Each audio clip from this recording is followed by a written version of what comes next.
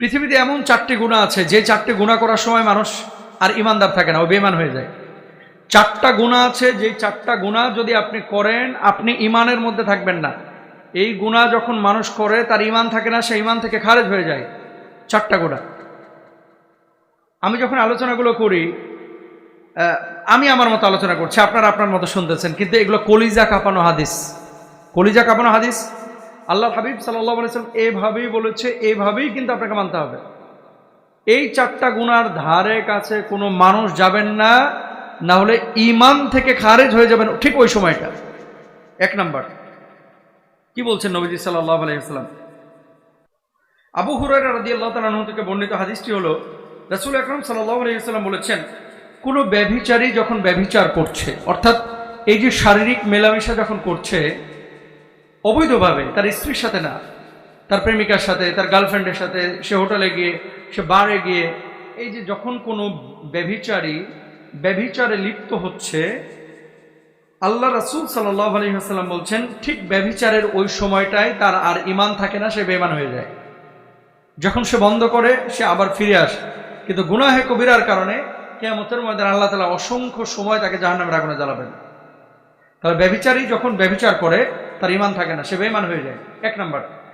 2 number, কোনো মদ পানকারী যখন শরাব পান করে, সেটা শরাব হতে পারে, সেটা ইয়াবা হতে পারে, সেটা অন্যান্য নেশা জাতীয় জিনিস হতে পারে, যখন কেউ এই নেশা জাতীয় জিনিসের সাথে সম্পৃক্ত থাকে, তখন তার ঈমান থাকে না।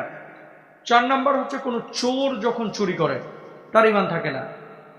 3 নাম্বার, কোনো চোর যখন চুরি করে তার ঈমান থাকে না। 4 নাম্বার, কোনো ছিনতাইকারী এমনভাবে ছিনতাই করে যে মানুষ তা দেখার জন্য তাদের চোখ সেদিকে উত্তোলিত করে। মানে ছিনতাইকারী ছিনতাই করে যে মানুষ তা দেখার জন্য তাদের চোখ সেদিকে উত্তোলিত করে, তখন সে মুমিন থাকে না। তাহলে ছিনতাই যে করে তখন ঈমান থাকে না। ওই ছিনতাইকারীর কার্যক্রম যখন শুরু করে ঈমান থাকে না। চুরি যখন করে ঈমান থাকে না। তারপরে শরাব যখন পান করে ঈমান থাকে না। আরেকটা হচ্ছে জেনা যখন করে ঈমান থাকে না। এখন ধরেন চাঁদাবাজ যখন চাঁদাবাজি করে, তার কি ঈমান থাকে? ডাকাতি করা, ছিনতাই করা, চাঁদাবাজি করা সমান অপরাধ, কিন্তু সমান অপরাধ। কেন সমান অপরাধ? এটা জোরপূর্বক মানুষের হক নিয়ে আসা।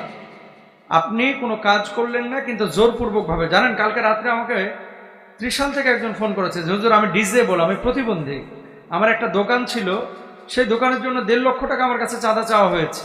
পরে আমি ডিসেবল, প্রতিবন্ধী হওয়ার পরে আমি দোকান ছেড়ে দিয়েছি, আমি কোথায় টাকা পাবো? যাই হোক, দোকান তারা নিয়ে চলে গেছে। যে কথাটা বলতে যাচ্ছি, যে এগুলোর ব্যাপারে ভয়ানক হাদিস আছে, কিন্তু আমাদের ভাইয়েরা বোনেরা এগুলোর ব্যাপারে বোঝে না। সুতরাং এই 4টা পাপের ধারে কাছে যায়েন না, হক নিয়ে নাড়াচাড়া করেন না, নিজের দুনিয়া আখিরাত সবই শেষ করে ফেলবেন। আল্লাহ বুঝদান করুন।